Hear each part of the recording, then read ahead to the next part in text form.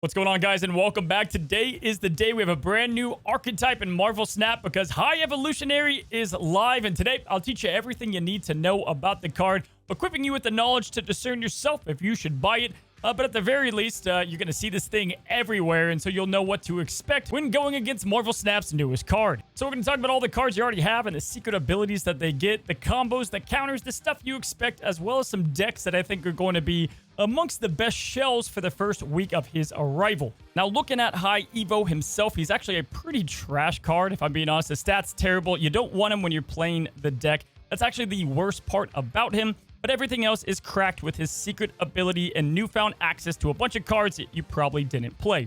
Now, some quick tidbits, guys. Essentially, he'll be giving all non-ability cards or cards with no abilities in your deck at the start of the game a secret ability. Now, this does not include Doombots, Ultron Drones, Spirit Tigers, all those kind of token cards like Rocks. And no, sadly, the Patriot's not going to work with him, right? Because Patriot gives these no ability card bonuses, and they're getting, secret abilities. Now, we're going to go and do kind of a tier list or rank these cards. I think they all have their uses, but I want to rank them so that you know which ones you can just pair with High Evo and put them in other decks, and you might get a good bang for your buck out of them. But also some are designed for certain styles of decks, and we'll talk about that as well. And we start with Misty Knight, who's going to be alone in the C tier. Definitely feels like the worst of the bunch, but still is going to have her uses. Essentially, if you end any turn without energy, she's going to get +1 to a random card on your side. Now, this can be nice. You can definitely make her work in some builds, especially the ones that kind of tote the sunspot and saving energy. In comparison to the other secret ability cards, just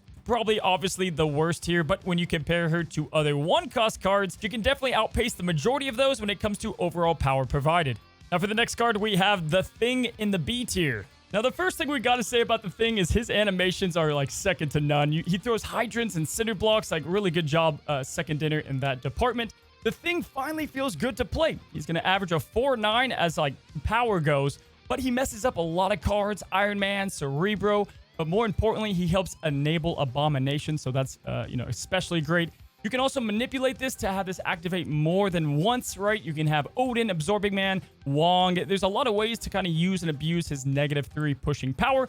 I like the Thing. I think he works in more decks than just the negative Affliction Abomination builds. Solid card overall, and it feels good that we can finally play him. Now, following up the Thing in the B tier, we have Cyclops, and I gotta say, I kind of doubted Cyclops a bit when I was reading their abilities, but in practice, he feels pretty damn good. I mean, he's a 3-4, oftentimes will be 3-6, 3-8, or sometimes even 8-3-10. He's going to trigger that effect a lot more than you think, and it can oftentimes win you the game. It's for sure that I like him more than when he's paired with the Patriot, and he's great with control decks. Paired up with Storm, you have a card that just continues to push negative power. And as like a side bonus note, I love the animations, having the laser shootout, just a very nice touch. Next up, we have Wasp, who is nearly in the A tier. I still have her in the B tier. I think she'll eventually get there. This definitely helps Wasp be included in much more decks than just Lockjaw and Patriot. Even though I do find those being her best home still, she does help out both versions of the High Evo deck. She's a free cost card, so, she's going to help out the Hulk and Cyclops, but she also pushes negative power for Abomination. Now, you don't have to feel terrible if you don't have her, but she is one of the better High Evo cards that naturally you probably will be putting in a wide variety of your High Evo decks. Now, we move on to the A tier, and we start off with Shocker. Now, contrary to his tagline here, I'm gonna blast you. Shocker was blasting nothing but your hopes and dreams. The card sucked, but he's freaking legit. I love the new ability of having -1 cost on other cards. Definitely found him very useful in different scenarios. And yes, it only happens to your leftmost card, but this is more often than not a card, if you build your deck the right way, that you're gonna want to get that negative cost bonus. Whether that's Lockjaw or maybe like Devil Dinosaur or one of your other win condition or combo pieces. Time and time again, guys, we have seen cost reduction is just insane in Marvel Snap. And having a 5 cost early, getting Sarah on turn 4, doing all these different cost manipulations has proven as super useful in the game. And I'm excited to see where Shocker is going to fit into, especially because he's on reveal. Now, we have 2 more cards left. You were probably expecting them both to be in the S tier, but we have Abomination in the A tier. Now, Abomination was probably like the most hyped up out of all of the cards that people were looking at early on. Definitely, being able to play a free Abomination is insane. I think he's going to get a lot better than he currently is, and that's why I have him ranked where he is.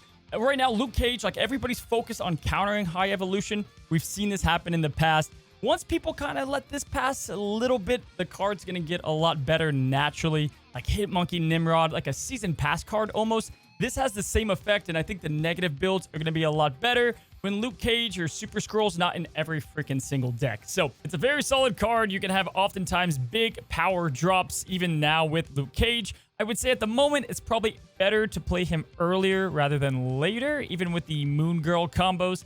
And this does count for any negative power for individual cards, right? So if Sunspot builds up to 7, but you took him to 6, it still counts as afflicted power. So, you know, Spider-Woman, Scorpion, Hazmat, these are some of the best cards to pair with Abomination. But overall, great card, and I definitely expect him to be around the same level as the Hulk in the near future. Now, if you guys watched the Snapchat, you knew I thought Hulk was being slept on massively. By far, my favorite card within all the secret ability cards. You get to control his power. So you get a Hulk Smash 20, 18, 16 power. He's a lane winner typically by himself. An ongoing ability feels perfect as you can fit him into different styles of decks that have nice synergy to it as well. And we finally get to play like one of the most epic characters in Marvel, and he comes with the power to boot. Hulk is just awesome in a wide variety of decks, and you're about to see all the decks that we show today revolve around the Hulk and his power for the most part. Again, being able to control that consistent power. Now, do remember, guys, it's early days. These are first impressions. These rankings are probably bound to change, but after a few hours and from what I've heard from others, this is definitely feeling right on day one. I will say, as people start to counter this deck less and forget it's out there and people move on eventually, I do think the Affliction cards are going to all go up a tier, maybe look more something like this. It's just tough to play at the moment when everyone is trying to counter it. But it's still a very fun and pretty crazy playstyle. We're going to go in and look at some decks now and some ones that I would play if you want to test out the brand new card. Then we'll go and compare them to some other cards, look at counters, all that good stuff. So looking at the decks, we got to start with my favorite, and it's just abusing the high power Hulk. Now with the deck, guys, it's all about using the Hulks to your advantage. And then we also have a package with Devil Dinosaur. We have that paired up with all the high Evo cards that when you skip the turn, something good happens, right? Misty Knight and Cyclops. We have Sunspot to be building up that energy, and then Quinjet to give us some good discounts on whatever we copy with Moon Girl, whether that be the Hulk or if that's, you know, 2 Devil Dinosaurs, She-Hulks multiple times. The package that was in Rocks and Hawks is also going to work here. We also have Psylocke and Shocker to not only help us abuse Quinjet and Moon Girl a little more, but also we don't always use our entire energy, which is obviously going to help activate a lot of these abilities. By far, this has been my favorite day one deck. Next up, I have my favorite Affliction deck I like to call the A-Bomb, and it's kind of all in on obviously afflicting negative power and then playing the best cards that we have with high Evo. This is the all-in package, but focuses a bit more on that Affliction aspect. And we have Luke Cage and Rogue to help us in those mirror matchups. Hazmat for the easy burst of negative power. And then, of course, we have to have She-Hulk because it's pairing up perfectly with both the Hulk and Abomination. Over about 1,000 games, it's at a 60% win rate, which is very solid for user data amongst all players. So definitely this is the Affliction one that I would tend to use at the moment. But if you are looking for something a little spicier, then you gotta try Evo Jane Jaw. And this is what I've been running a good amount today as well. You have the great Jane Jaw deck as it is, but now we have Jane to pull our Wasp with that ability. We have ways to manipulate so much power in the deck. We have Chavez to push down our cards, Odin to reactivate a lot of these on-reveal cards. Just, it works out wonderful, and you can switch out a couple cards here. You know, Chavez can be swapped out for another on reveal. You can throw in more secret ability cards. This one's been a winner for me, though, and I'm probably going to do a deck guide on it. Now, for those that didn't get the card, how do you counter High Evolutionary? He's going to be everywhere, right? Well, guys, definitely there's some nice counters to go against a lot of the common builds we're seeing right now. Of course, we're going to have to adjust as new things pop up. But by far, my favorite counters, obviously, Luke Cage is great. But I got to say, Super Scroll is an awesome winner. You can take the Luke Cages from the other side. You can take the Hulk's ongoing power that he now has. A lot of ways to use and abuse those two cards. Rogue is obviously really good as well. And I think just Sarah Control in general is going to be the deck to play with just Luke Cage as an addition. You have cards that can counter their big power plays, but at the same time, you can stop them from even playing those cards if you have Luke Cage on your side as well. So there's plenty of ways to go against these early builds that we're seeing. But over time, we'll figure out which ones are like the best in slot to have as a catch-all counter. Even Shadow King is a decent counter now with all these kind of big stats kind of floating around. Guys, no shock here. Definitely 5 out of 5 stars. Very good card, but should you buy him, right? Honestly, I just don't think you're going to have any buyer's remorse here. I mean, the card gives you access to so many different styles of play. It just activates other cards to be much better, like the Hulk and Abomination alone, Shocker, Cyclops. These cards are like really good with high Evo, and they might be worth tokens themselves if you could buy them. So I think this is a simple yes, but you also don't have to just have complete FOMO. If you can't get him, just prepare to counter him with Luke Cage and the ones we talked about today. And also, he's a big bad, so he's always going to be that value. He's definitely one of the most fun cards to come to Marvel Snap in a long time. And if you like building decks, the sky is the limit. I think we're just scratching the surface, and it's going to be a while before we find the best high Evo decks. But I want to thank you guys for coming by today's video. We'll have a full my favorite decks, all that good stuff later in the week.